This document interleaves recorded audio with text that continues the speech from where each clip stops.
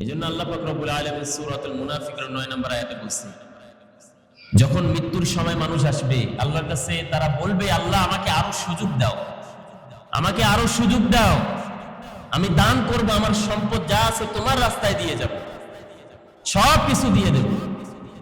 আর কিয়ামতের দিন যখন সবাইকে যখন একত্রিত করে উঠানো হবে, তখন আল্লাহ জিজ্ঞাসা করবে, কত সময় তুমি দুনিয়াতে বসবাস করছো? কেউ বলবে একদিন, কেউ বলবে অর্ধেক দিন, কেউ বলে একটু সময় ছিলাম। কিন্তু দুনিয়াতে কত সময়, লং টাইম সে বসবাস করলো, আবার কবরে থাকলো, সব কিছু ভুলে যাবে। আল্লাহর কাছে সুযোগ চাইবে, বারবার চাইবে, আল্লাহ আমাকে সুযোগ দাও, আমি তোমার রাস্তায় অনেক টাকা ব্যয় করবো, আমার সম্পদ সবকিছু দিয়ে দেবো, সেজদায় আমি সারাটা জীবন কাটিয়ে দেব। বলবে কি বলবে না? আর এখন যে বারবার বলতেছি নামাজ পড়ো, ইবাদত করো, আল্লাহর রাস্তায় আসো, এখন শোনে না। এরকম এখন যদি মেসিং করি, এরকম যেমন একজন ব্যক্তি নেশা করতে করতে করতে শেষ হয়ে গেছে, তার ভিতর জ্বালা পোড়া শেষ হয়ে গেছে, তার রক্ত একদম শেষ হয়ে গেছে, ক্যান্সার হয়ে গেছে, তার নারী বুড়ি সব নষ্ট হয়ে গেছে। এই ব্যক্তিকে এখন কি করা যায়?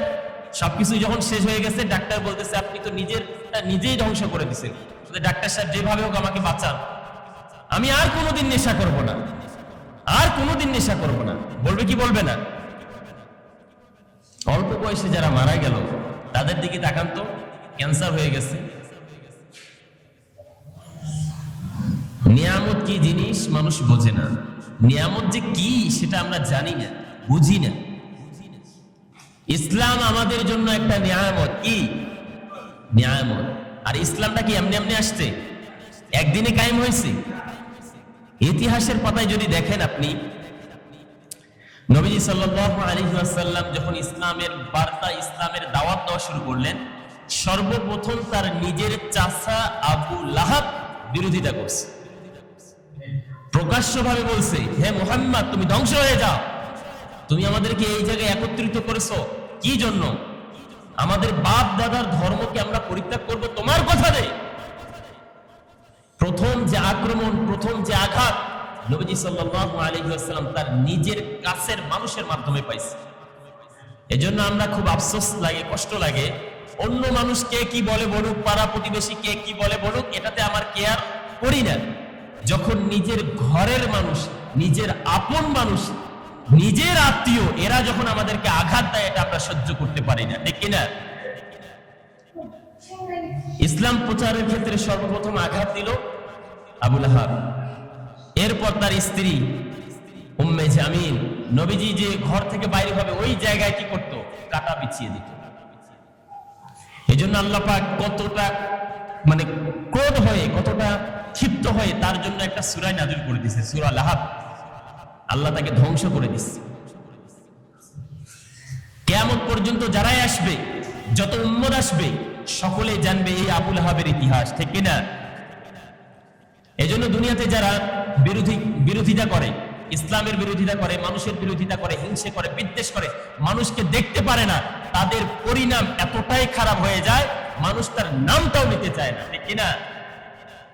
আপনি সাময়িক ভালো থাকতে পারবেন, ক্ষমতা থাকবে, আপনি ক্ষমতা ব্যবহার করতে পারবেন, কিন্তু ক্ষমতা আপনার চিরস্থায়ী হবে।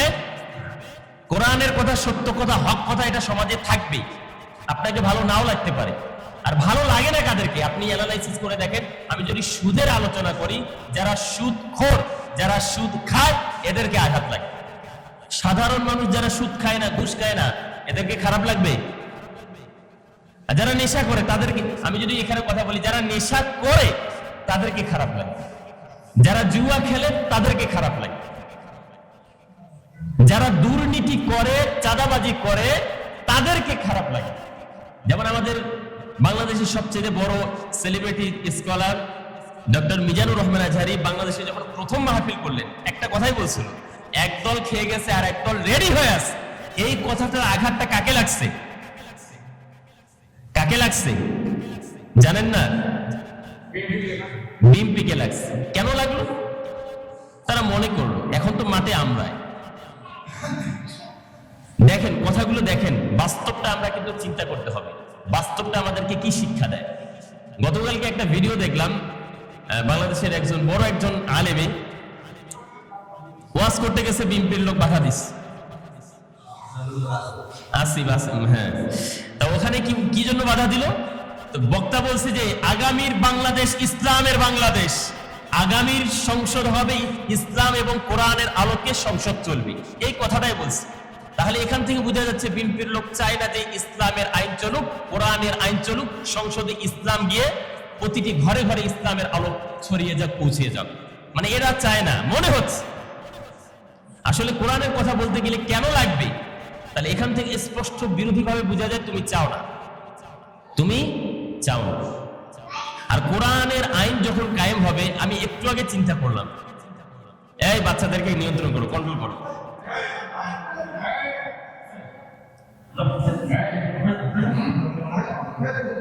সম্মানিত এলাকাবাসী, প্রিয় মুহতারাম হাজিরিন, কথাগুলো শোনেন। কোরআনের আইন এবং কোরআনের যে মূল যেটা বিষয় আছে সমাজে যখন কায়েম হবে, আমাদের জন্য কি উপকার হবে? আমি আমার ব্যক্তিগত অ্যানালাইসিস করে আমি দেখলাম, ধরেন সিগারেট কোম্পানি আছে, এই কোম্পানিতে 100 জন লোক কাজ করে, তাদের পেট চলে, তাদের রুজি রোজগার হয়, এটা আমরা পজিটিভ ভাবে যদি নেই, তাদের ইনকাম হয়, তারা বউ বাচ্চা ইত্যাদি জীবিকা ধারণ করে। কিন্তু এই সিগারেট এখন দেখেন 100 জন ইনকাম করার মাধ্যমে কত কোটি কোটি হাজার হাজার যুবক, হাজার হাজার মানুষ মানে এই নেশা করে ফু দিয়ে টাকাগুলো উড়িয়ে দিচ্ছে, ঠিক না? এটা কি জাতির কি উপকার হচ্ছে না ক্ষতি হচ্ছে? কিন্তু আবার দেখা যাচ্ছে এই টাকা দিয়ে, ট্যাক্স দিয়ে আমাদের দেশ পরিচালনা করা হচ্ছে। মানে কি সুন্দর আমাদেরকে উক্তি দেওয়া হচ্ছে, এদের থেকে আমরা ট্যাক্স নেই। ট্যাক্সটা কাদের কাছ থেকে নিচ্ছি? আপনার কাছ থেকে নিচ্ছেন না? একটা বেনসনের দাম কত? 22 টাকা। এখন বর্তমান বাজারে 22 টাকা। 22 টাকা কতক্ষণ লাগে উড়াই দিতে? 2 মিনিটও লাগে না। কেউ তো একটা দুইটা টান দিয়েও ফালাই দেয়।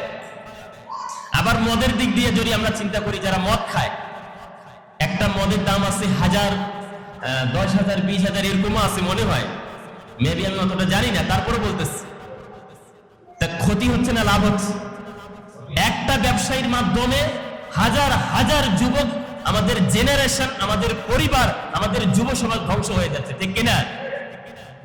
মানে চিন্তা করে দেখেন, একজন অসৎ ব্যবসায়ীর কারণে পুরো সমাজ ধ্বংস হয়ে যাচ্ছে।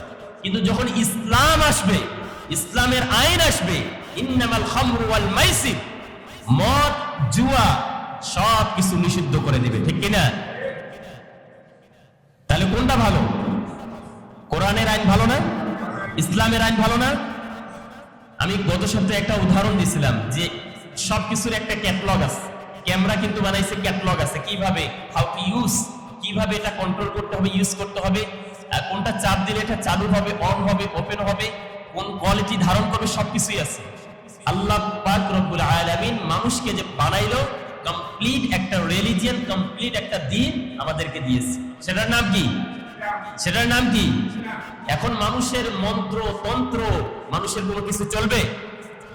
কারো আইন দিয়ে আমাদের বাংলাদেশ চলতে পারবে না, ঠিক কিনা?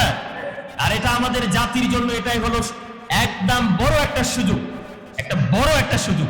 এই জাতি যদি আমাদের বাংলাদেশের নাম ধরে বলতেছি, যেমন কুষ্টিয়া থেকে সংসদ প্রার্থী আমির হামজা সাহেব, ঢাকা 13 আসন থেকে মামরুল হক সাহেব, ফয়জুল করিম সাহেব, এদের মতো লোক, ডাক্তার শফিকুর রহমান, এরা যদি সংসদে যেতে না পারে, যত চাঁদাবাজ, ঘুষখোর, বাটপার এরা যদি যায়, আমাদের বাংলাদেশ ধ্বংস হয়ে যাবে, ঠিক কিনা? আরে আলেম যা যখন যাবে, আপনাদেরকে পয়েন্টে পয়েন্টে, পাই টু পাই, পুঙ্খানু ভাবে আপনাদেরকে হিসাব দিয়ে দিবে। জাতির টাকা কখনো মারতে পারবে না। আর আমাদের সমাজের ভিতরে শান্তি বিস্তার করবে, কেউ কারো প্রতি জুলুম করতে পারবে না। আর বাংলাদেশ সবচেয়ে বড় যেটা সমস্যা আছে, কি সমস্যা বলতে পারবেন? বিচার ব্যবস্থা। কিসের? বিচার ব্যবস্থায় এমন বড় সমস্যা, সেটা আপনি ধারণা করতে পারবেন না। সালমান খান কত আগে মারা গেছে, 30 বছর হয়ে গেল, এখনো তার হিসাব হয় না, এখনো বিচার হয় নাই। একটা দূরের উদাহরণ দিলাম, আপনাদের এখন উদাহরণ যদি দেই, কত আগে একটা মামলা হয়েছে, 5 বছর 10 বছর, উকিল, মোহরি, পিপি এরাই খায় টাকা। মানে মামলা চালাইতে চালাইতে চালাইতে আপনার জমি যাবে, জায়গা যাবে, সময় যাবে, আপনার সন্তান পাবে না, আপনার নাতি পুতি পাও কিনা পায় তার কোনো গ্যারান্টি নাই, ঠিক কিনা? বাংলাদেশ সবচেয়ে বড় সমস্যা বিচার ব্যবস্থা, জাস্টিস। আর এটা কখন ঠিক হবে? যখন কোরআনের আইন সমাজে প্রতিষ্ঠিত হবে। আর আমি একটা আয়াত পড়লাম সূরা বাকারার 30 নম্বর আয়াত। আয়াতটা খুব মনোযোগ দিবেন। আল্লাহ পাক রব্বুল আলামিন কি বলছে ওই জায়গায়? এখানে আল্লাহ পাক রব্বুল আলামিন যখন ফেরেশতাদেরকে বলল, وَإِذْ قَالَ رَبُّكَ لِلْمَلَائِكَةِ إِنِّي جَاعِلٌ فِي الْأَرْضِ خَلِيفَةً। আল্লাহ পাক রব্বুল আলামিন ডাক দিয়ে বলে, ফেরেশতা তোমরা শোনো, আমি আমার এই জমিনে প্রতিনিধি তৈরি করতে চাই, খলিফা আমি তৈরি করতে চাই। আমি আমার বান্দাকে ক্ষমতা দিতে চাই, আমি আমার বান্দাকে দেখতে চাই তারা দুনিয়ার এই জমিনে আমার দ্বীনের জন্য, ইসলামের জন্য তারা কি করে। আরেকটা হাদিসে আছে, ওয়া ইন্নাল্লাহা মুস্তাখলিফুকুম ফিহা, আল্লাহ বলে আমি দুনিয়ার এই জমিনে মানুষকে ক্ষমতা দেব। ফায়ানজুর কাইফা তা'লামুন, এরপর আমি আল্লাহ দেখব তারা আল্লাহর এই জমিনে তারা কি করে। ক্ষমতা এটা একটা পরীক্ষা, তোমাকে দেওয়ার পর তুমি কি করো এটা আল্লাহ দেখতে চায়। হাউ ডু ইউ ইউজ, তুমি কিভাবে ইউজ করো। ক্ষমতা বলতে শুধু যে মন্ত্রী, চেয়ারম্যান, মেম্বার এরা এটা ক্ষমতা না, সব ক্ষমতা। তোমার হাত এটা একটা বড় ক্ষমতা, হাত দিয়ে চাইলে তুমি অনেক বড় কিছু করতে পারো। এই হাত অনেক বড় শক্তিশালী হাত। এই হাত বলতে অনেক হাত বোঝায়, ক্ষমতার হাত, টাকা পয়সার হাত, কলম এটাও বড় একটা হাত, ঠিক কিনা? ফোন দিয়ে কেউ এখান থেকে ফোন দিবে, ওখানে কাজ হয়ে যায়, এটা একটা ক্ষমতা না? মানুষের ক্ষমতা আল্লাহ তাআলা বলছে, ওয়া ইন্নাল্লাহা মুস্তাখলিফুকুম ফিহা, আমি আল্লাহ ক্ষমতা দেব, আমি আল্লাহ প্রতিনিধিত্ব বানাবো, আমি আল্লাহ তোমাদেরকে সবকিছু দিব। দেওয়ার পর কি করবো? ফায়ানজুর কাইফা তা'লামুন, এরপর আমি দেখব তোমরা কি করো, এরপর আমি দেখব। আচ্ছা, এই আয়াতটা কেন বললাম? আল্লাহ তাআলা ফেরেশতাদেরকে বলল যে আমি দুনিয়াতে প্রতিনিধিত্ব বানাবো, মানুষ বানাবো, অর্থাৎ মানুষ বানাবো। এরপর ফেরেশতা কি বলল? ক্বালু আতাজআলু ফীহা মান ইউফসিদু ফীহা ওয়া ইয়াসফিকু দিমা, আল্লাহ তুমি যে মানুষ বানাবে, এরা তো দুনিয়ার এই জমিনে কি করবে? রক্তপাত করবে, খুন খারাপি করবে, দুনিয়াতে ফিতনা ফাসাদ করবে, জুলুম করবে, অন্যায় করবে, লুটপাট করবে, জিনা করবে, এদেরকে তুমি বানাইও না আল্লাহ। এবার আল্লাহ কি বলে? ফেরেশতাই বলতেছে, ওয়া নাহনু নুসাব্বিহু বিহামদি রাব্বিকা ওয়া নুকদ্দিসু লাক, আল্লাহ আমরা তো তোমার সব সময় অলওয়েজ ইবাদত করতেছি, পবিত্রতা পাঠ করতেছি, সব সময় তোমার তাসবিহ পাঠ করতেছি। আল্লাহ আমরাই তোমার ইবাদত করব, তাদেরকে বানিও না। তারপর আল্লাহ বলল, ওয়ালা ইন্নী আ'লামু মা লা তা'লামুন, আমি যেটা জানি তোমরা সেটা জানো না। পড়েন আল্লাহু আকবার। আমার এই বান্দার মধ্যে এমন মানুষ তৈরি হবে, জান দিবে, মাল দিবে, জীবন দিবে, সবকিছু বিসর্জন করে দিবে আল্লাহ পাকের এই দ্বীনের জন্য, সবকিছু করবে আল্লাহর জন্য। কার জন্য? দুনিয়াতে সবকিছু শুধু ইবাদত উদ্দেশ্য না। নামাজ অনেক পরে ফরজ হয়েছে, রোজা অনেক পরে ফরজ হয়েছে, হজ অনেক পরে কিন্তু ফরজ হয়েছে। সর্বপ্রথম ইসলামের আইন, ইসলাম কায়েম করা, প্রতিষ্ঠিত করা, এটাই কিন্তু সবচাইতে বড় এবং গুরুত্বপূর্ণ, ঠিক কিনা? এখান থেকে আমি নিজের অভিজ্ঞতা থেকে কথাটা বলতেছি। আমরা কিন্তু বিল্ডিং যখন বানাই, বানানো যখন কমপ্লিট হয়ে যায়, তারপর কিন্তু আমরা ইবাদত করতে পারি। মসজিদ বানানো হওয়ার পর তারপর ইবাদত করি, তার আগে করতে পারছি? বাড়িতে করতে হচ্ছে। ওরকম ইসলাম যখন প্রতিষ্ঠিত হয় নাই, সাহাবীরা ঘরে ঘরে, বাড়িতে বাড়িতে, পাহাড়ে পাহাড়ে লুকিয়ে লুকিয়ে আল্লাহর ইবাদত করছে। কার ইবাদত করছে? যখন ইসলাম প্রতিষ্ঠিত হয়ে গেল, মসজিদ বানানো শুরু হয়ে গেল, মাদ্রাসা বানানো শুরু হয়ে গেল, যাকাতের বিধান আসলো, নামাজের বিধান আসলো, ইসলামের পরিপূর্ণ বিধান আল্লাহ পাক রব্বুল আলামিন ধীরে ধীরে একটা একটা করে সমাজে বাস্তবায়ন করে দিয়েছে। বলেন আল্লাহু আকবার। এজন্য আমাদের ইসলামের মধ্যে অনেক কমতি আছে। আমাদের দেশে ইসলাম নামের মধ্যে আছে, দাড়িটি আছে, টুপিটি আছে, মসজিদে আছে, মৌলবি আছে, মোরশা আছে, মৌলবি মৌলানা অনেক আছে, কিন্তু ইসলাম আমাদের দেশে নাই, ঠিক কিনা? সাধারণ কথা, সব কিছুই আছে কিন্তু ইসলাম নাই। সমাজে যদি চুরি করা হয়, কেউ যদি চুরি করে, ইসলামের আইন প্রয়োগ করা হয়। কেউ যদি চুরি করা হয়, দেখা যায় যে নিয়ে গেল পুলিশ, ঘুষ টুস খেয়ে 6 মাস 1 মাস পর ছেড়ে দিল। কেউ যদি কাউকে হত্যা করলো, পুলিশ ধরে নিয়ে গেল, ঘুষ দিল, টাকা দিল, ছেড়ে দিল।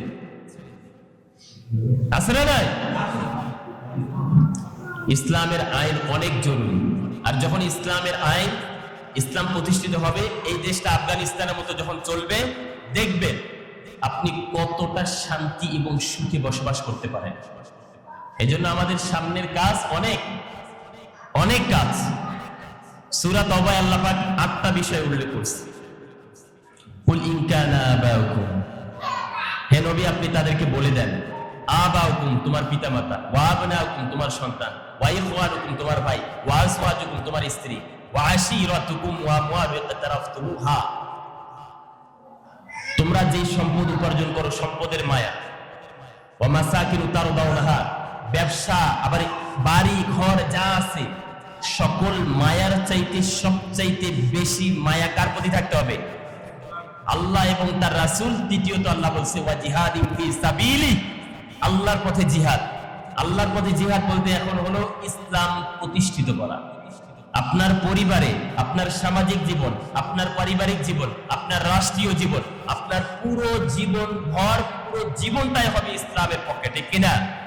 ইসলামের বাইরে কেউ যাবে, আল্লাহ ওটা একসেপ্ট করবে না। কারণ পরিপূর্ণ, আমি যে কথাটা উদাহরণ দিলাম, ক্যাটলগ বানাইছে না প্রতিটি জায়গায়, প্রতিটি জিনিসের ক্যাটলগ আছে না? আর আমাদের জন্য ক্যাটলগ হলো ইসলাম। কি? ইসলাম। ইসলামের বাইরে আমরা যেতে পারবো না, যাওয়ারও কোনো সুযোগ নাই। সম্মানিত প্রিয় মুহতারাম হাজিরিন, আমি একটা হাদিস বলে শেষ করে দিই। আমার আল্লাহ পাক রব্বুল আলামিন ডাইরেক্ট হাদিসে কুদসি থেকে আল্লাহ পাক রব্বুল আলামিন ডাইরেক্ট বলে, কি বলে? ইয়াকুলু ক্বালাল্লাহ, আল্লাহ বলে ওয়াজাবাত মাহাব্বাতি লিল মুতাহাব্বিনা, চার শ্রেণীর প্রতি আল্লাহর মহাব্বত, আল্লাহর ভালোবাসা অপরিহার্য। আল্লাহ তাদেরকে ভালোবাসবেই, করেন আল্লাহু আকবার। চার শ্রেণী। কয় শ্রেণী? চার শ্রেণী। এক নাম্বার লিল মুতাহাব্বিনা, যারা একে অপরকে ভালোবাসবে, love each other for only Allah সুবহানাহু ওয়া তাআলা, শুধুমাত্র আল্লাহর জন্য একে অপরকে ভালোবাসতে হবে। কার জন্য? কার জন্য? এখন যারা রাজনীতি করে, দল ক্ষমতায় যাবে পদ পাওয়ার জন্য। কিসের জন্য? বড় বড় পদ পাওয়ার জন্য। কিন্তু মানুষ মানুষকে ভালোবাসে বড় বড় পদ পাওয়ার জন্য। কিন্তু ইসলামী রাজনীতির মধ্যে এটা না।